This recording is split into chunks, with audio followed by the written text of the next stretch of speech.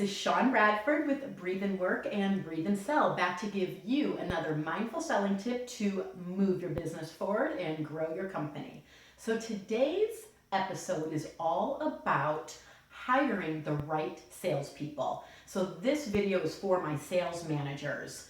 I already know your pain. You go through salespeople. I'm going to give you some interview tips so that you can really get the best salespeople out there and put them through a pretty strenuous interview process. Now, I have Rachel here with me today. She is with Breathe and Work. She does all of our yoga for our corporate companies that really know that learning to relax, learning to center is going to make you more focused, more productive, and get you more sales. And she also does most of our social media. She's amazing.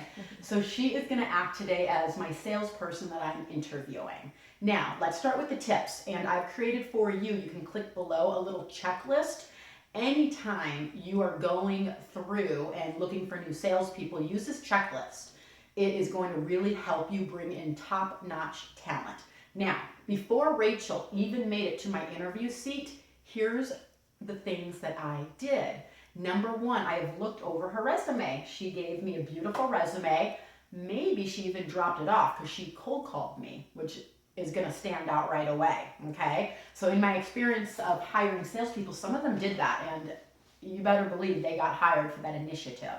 So Rachel has given me her resume, and I've looked at that resume, and I've looked at some longevity. So if you see a salesperson that every single year is at a new company, I wouldn't even call them in for an interview because they're not taking the time to really put the effort into building and developing clients. So I want to make sure she's been at several companies for at least 3 years, or maybe I'm hiring her right out of college. That's fine as well. You can really train somebody that doesn't have any bad habits. So number one is either fresh out of college or they've had longevity with companies, proven results. Before she makes it to this chair as well, I have called all past employers. I've called her references. Now I'm going to make my way to the computer. I'm going to do a Google search on Rachel. I'm going to check out her Instagram, her Facebook. I'm going to check out her LinkedIn, most importantly. And Rachel's here because she had at least 2 or more customer testimonials on LinkedIn. And I've called those and they raved about Rachel as a salesperson. If you have a salesperson that's not on LinkedIn, or they are without any client recommendations, that doesn't make sense. They're not getting in here for an interview. All right, so Rachel has passed that resume test, the social media test, and the LinkedIn test, and I've called every single reference of hers that I could, and all of those have checked out with flying colors. She's made her way to the chair. So now we're in phase 2, the interview.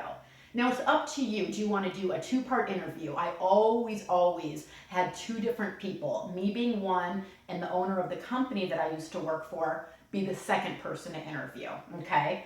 And in this interview process, I'm going to ask Rachel a lot of open-ended questions. Things such as, why do you like sales? And I am just going to shut my mouth and let Rachel talk. We all know that as soon as we can get somebody talking, you know this with clients, you want your clients to talk, you find out so much about them, and I'm going to take notes. I might have a quiz. I've given salespeople quizzes to give them case studies and scenarios. So one example, I might say, hey Rachel, if you have a client that you know is interested in your product, but you can't get them back on the phone, what would you do? I'm going to give her situations like this. And I'm going to say, hey, you're towards the end of the month, you haven't made your quota, what would you do? So I'm going to give her case scenarios for interview questions, okay? Really important. Give her real life case scenarios that she's going to be dealing with in your company. Ask her those questions. So she interviews with me, and then she interviews with the owner or another person on management in your company. We're not done yet. She has passed all of this. Now I let her know we have a background check. It's important, especially if they're outside sales, they're driving, you need a background check. Number 3 of the phase after the background check is they are going to do a field day with one of your salespeople. This should be your sales manager or just a really long-term salesperson that you really trust. And here's what's going to happen. You're going to make sure, one, Rachel's fine with being in the field. And then the biggest thing is when you're in the field together, there's a lot of time in the car, between appointments. You're gonna ask Rachel questions and just get her talking. You're gonna find out so much about this person. I know that sounds like a lot of work and a lot of effort, but think how much money it costs you when you are constantly going through salespeople, okay? So let me review those 3 steps again. First, we're gonna look at the resume. We're gonna make sure that she hasn't jumped around, okay? We wanna see longevity with companies. Phase number 2, we're gonna check her out on social media. Make sure LinkedIn has testimonials, recommendations. Make sure Facebook, Instagram all checks out. So that's all part of that first phase before we see her, okay? Now when we see her, she's going to go through 1 or 2 interview questions. But she has to sell herself to me of why she wants this position, not vice versa. I've seen so many managers that sell the company to the salesperson.